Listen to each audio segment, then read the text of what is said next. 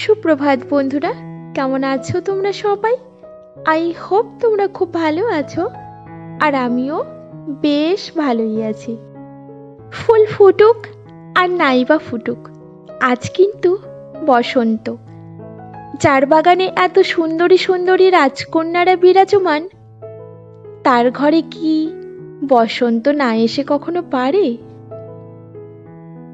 তো সকালবেলা ঘুম থেকে উঠে পড়েছি, আর আজকে হলো সানডে। সানডে মানেই পুরো ফান্ডে, পুরো ল্যাদ খাওয়া একটা দিন। অলসতা যেন ছাড়তেই চায় না। এই কনকনে শীতে চারিদিকে যখন কুয়াশাচ্ছন্ন আকাশ, ঠিক সেই মুহূর্তে খুব সকালবেলা ঘুম থেকে ওঠা কিন্তু একটা বড় চ্যালেঞ্জের ব্যাপার। যেই চ্যালেঞ্জটা আমাদের প্রত্যেকটা বাড়ির প্রত্যেকটা গৃহবধূকেই কিন্তু খুব ভালোভাবে মেনটেন করতে হয়, আর তার ব্যতিক্রম কিন্তু আমিও নই। সকালে যদি ঘুম থেকে উঠতে না পারি, তাহলে কাজগুলোও তো ঘুমিয়েই থাকে, তাই না? তো সকালে উঠেই নিজে ফ্রেশ হয়েছি, তারপর আমার গোপাল সোনার সেবা দিয়ে আমি গোলুর ঘরটাকে ক্লিন করতে এসেছি। আর ওর ঘর তো প্রত্যেক দিনই অগোছালো হয়ে থাকে। যত ভাবি ও গুছিয়ে রাখবে, বড় হয়েছে, কিন্তু কই তা হয়? একদমই সেটা হয় না। আরো বেশি করে যেন ও অগোছালো হয়ে যায়। তো বিছানাটাকে গুছিয়ে নেওয়া আমার হয়ে গেছে। আর এইবারে গোলুর এই জ্যাকেটটা গুটিসুটি মেরে শোকেসের ভেতরে ঢুকিয়ে রেখেছিল। ভাবলাম এটাকে একটু ভাঁজ করে রেখে দিই, নইলে এমন কুচরা মুচরা হয়ে যাবে, সেটাকে আর ও পড়তেই পারবে না। রবিবারের দিনটাতে গোলুর যেহেতু খুব সকালে টিউশন থাকে, আর ওকে টিউশনে আমার হাজব্যান্ড ছাড়তে চায়, তাই ওরাও যে খুব একটা দেরি করে ঘুম থেকে ওঠে তা কিন্তু না। ওরাও সকাল সকাল ঘুম থেকে উঠে সকালবেলা যখন গোলু টিউশন পড়তে যায়, তখন ও খুব একটা ভারী কিছু খায় না। 2 বিস্কিট আর 1 গ্লাস, আর এখন তো যেহেতু শীতকাল, তাই হাফ গ্লাস ঈষদুষ্ণ জল খেয়ে চলে যায়। এসে না ভারী ব্রেকফাস্টটা করে।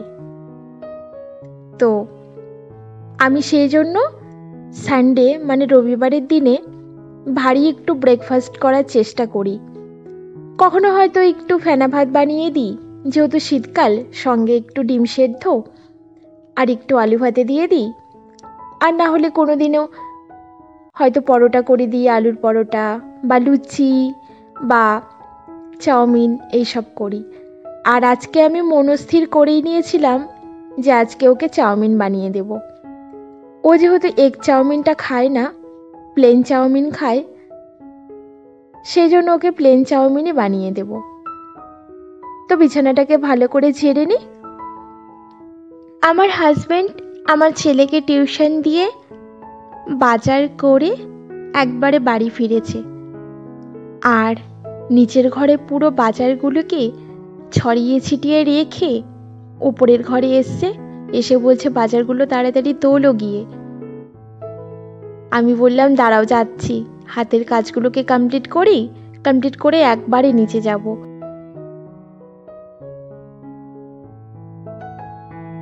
তো আমি নিচের রুমে চলে এসেছি, আর দেখো কিচেনে এসেই আমি সবার আগে না একটু মুসুর ডাল বসিয়ে দিয়েছি।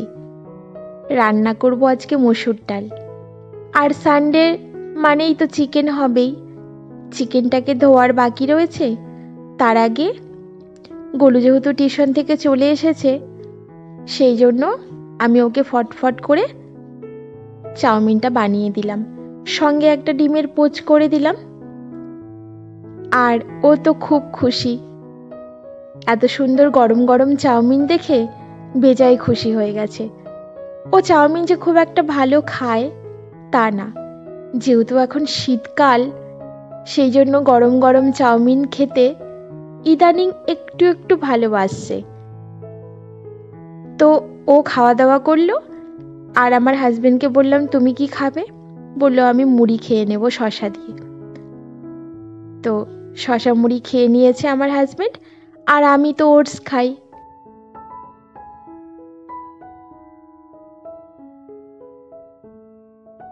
ওইদিকে আমি চিকেনটাকে ধুয়ে সামান্য একটু লেবুর রস দিয়ে ম্যারিনেশন করে রেখেছি। যেহেতু চিকেন, একটু যদি লেবু কিংবা ভিনিগার দিয়ে ম্যারিনেট করা যায়, তাহলে যে চিকেনের একটা আস্তে গন্ধ, সেটা কিন্তু একদমই পাওয়া যায় না।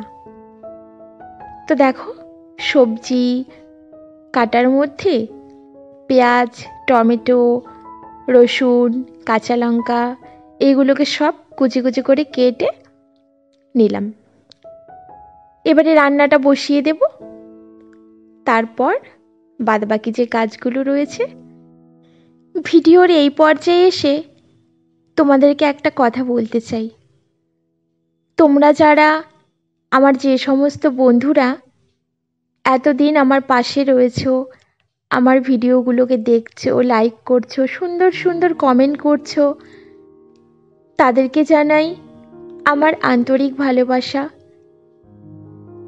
ও অনেক শুভকামনা। ঈশ্বরের কাছে প্রার্থনা করি তোমরা সবাই যেন খুব খুব ভালো থেকো, কেমন? আর আমার ভিডিও দেখে, আমার কাজকর্ম দেখে যদি তোমাদের এতটুকুর জন্য ভালো লাগে, তাহলে অবশ্যই একটা লাইক দিও আমার জন্য, ছোট্ট একটা কমেন্ট করো। তোমাদের একটা লাইক, একটা কমেন্ট আমাকে পরবর্তী ভিডিও বানাতে অনেক বেশি উৎসাহ দেবে। আমি অনেক এনার্জি পাবো। গল্পে গল্পে অনেক দূর এগিয়ে গেছে কাজকর্মে, জানো। ওইদিকে চিকেনের জন্য আলুটাকে ভাজতে বসিয়েছি, আর এইদিকে যে বাসন কটা পড়েছিল বেসিনের মধ্যে, সেই বাসন কটাকে সুন্দর করে ধুয়ে জল ঝরাতে দিয়ে দিলাম গামলার মধ্যে। চিকেনে যে আমি নতুন আলু খুব একটা দিই তা না, জানো। নতুন আলু আমার একদম ভালো লাগে না চিকেনে, মাটনে খেতে। আজকে না আমার কাছে পুরনো আলুটা ছিল না, তাই জন্য দুটো নতুন আলু কেটেই দিলাম। দেখি না, যদি খেতে ভালো লাগে তাহলে তো খেয়ে নেব। আর তারপরে টেবিলটাকে ভালো করে মুছে নিলাম।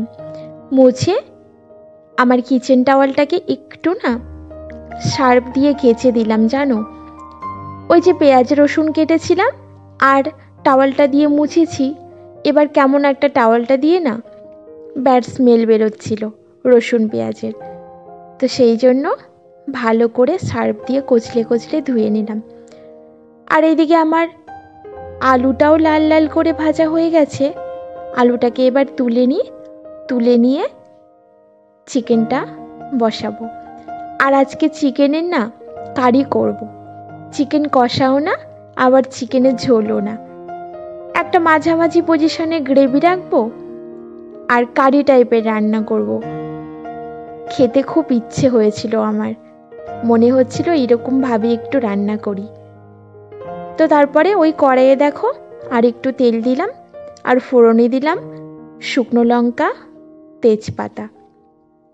তারপরে সব কুচনো পেঁয়াজ, টমেটো এগুলোকে দিয়ে দেব। একেবারে আর্লি মর্নিংয়ে যদি আমরা ঘুম থেকে উঠতে পারি বা ওঠা যায়, তাহলে কিন্তু কাজগুলো খুব তাড়াতাড়ি কমপ্লিট হয়ে যায়, আর নিজের জন্য অনেকটা সময় বের করা যায়। আজকে যেহেতু আমি অনেকটাই সকালে ঘুম থেকে উঠেছি, তাই কাজগুলো কেমন, এতটা পরিমাণে কাজ একা হাতে কত তাড়াতাড়ি কমপ্লিট করতে পারছি। এখন ঘড়ির কাঁটায় কটা বাজে জানো? এখন ঘড়ির কাঁটায় বাজে ওই 11:10। কত তাড়াতাড়ি আমার সমস্ত কাজ কমপ্লিট, শুধু চিকেনটা হয়ে গেলেই যেন হয়ে যাবে। আর চিকেনটা বসিয়ে দিয়ে কিন্তু আমি বসে থাকবো না, ততক্ষণে ঘরবাড়ি ঝাড়ঝাঁটা পোছা সব কিছু। বাপ্পা, বাইরে কি ঠান্ডা বন্ধুরা!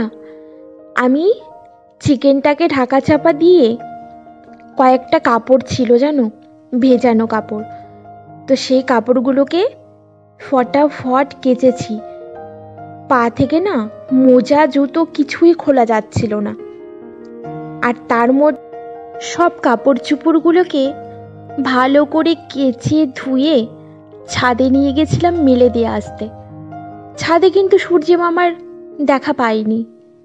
যেমন সকালবেলার ওয়েদার ছিল, এখন দুপুরবেলা ঠিক এখনও একই রকমই ওয়েদার আছে, কোনো পরিবর্তন নেই, বরঞ্চ ঠান্ডা হাওয়া যেন আরও বাড়ছে। আর আজকে কত ডিগ্রি জানো? 11 ডিগ্রি। ব্যাস, দেখতে দেখতে আমার চিকেন কারিটা একদম রান্না করা কমপ্লিট হয়ে গেছে।